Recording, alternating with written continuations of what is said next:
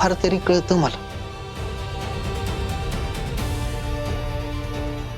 मला कळतंय की आपली मॅरेज अॅनिव्हर्सरी झाल्यापासून तुझ्या मनात कायम तुझ्या पप्पांचाच विचार घोळतोय.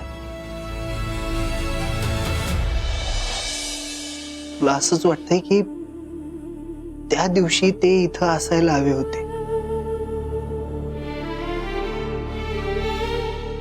स्वतःच्या मुलीचा आनंद त्यांनी डोळे भरून बघायला हवा होता. आणि तुला त्यांना आनंदी बघायचं होतं. आपल्या नव्या संसारासाठी त्यांचा आशीर्वाद घ्यायचा होता.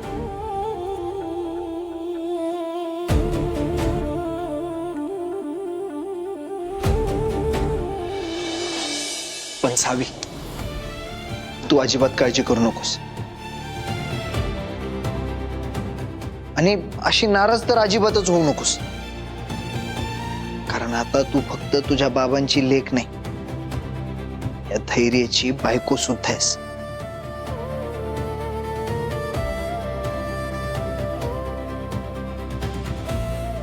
आणि मी माझ्या बायकोच्या सगळ्या इच्छा लवकरात लवकर पूर्ण करणार आहे.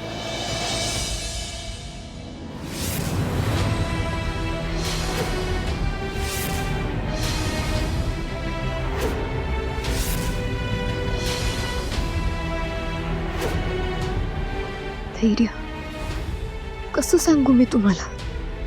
काही स्वप्न पूर्ण होण्याचं नशीब घेऊन जन्माला आलेली नसतात. आणि जर पूर्ण होणारच असतील ना तर ती तुमची सगळ्यात लाडकी गोष्ट हिरावून घेतात. मला पण तुम्हाला लांब करायला लागणार आहे पप्पांच्या भेटीसाठी. आणि मला नाही माहिती की मी ते कसं करणार आहे.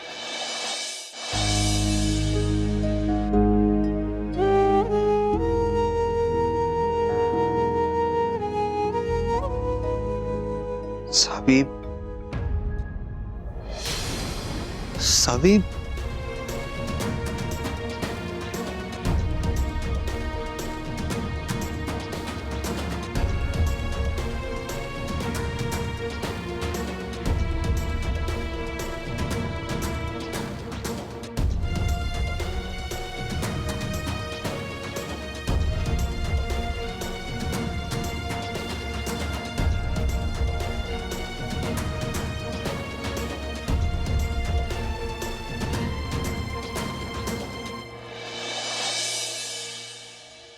मला असं वाटते की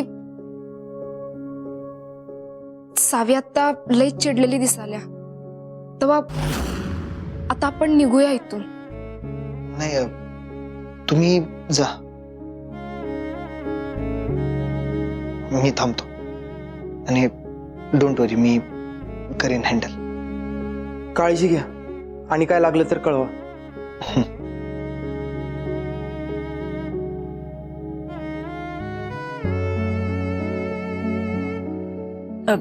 मी चहा टाकते तुमच्यासाठी.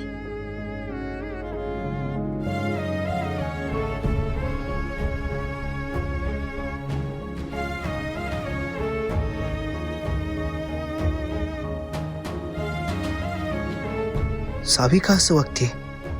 नेमकं काय झालं हिला?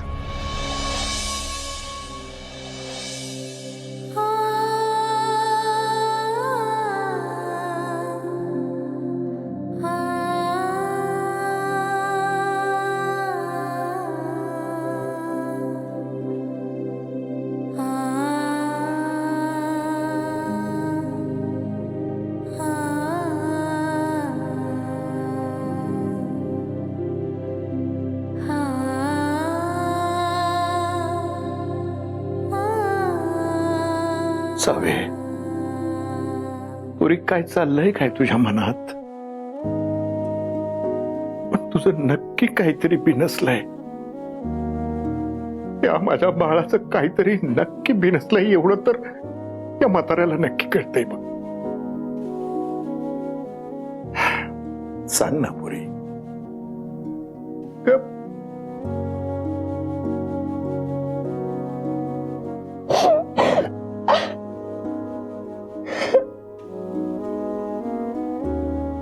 शांत हो पुरी. सांग की रे बाळा. बाळा तू नाही सांगितलं तर कसं कळ.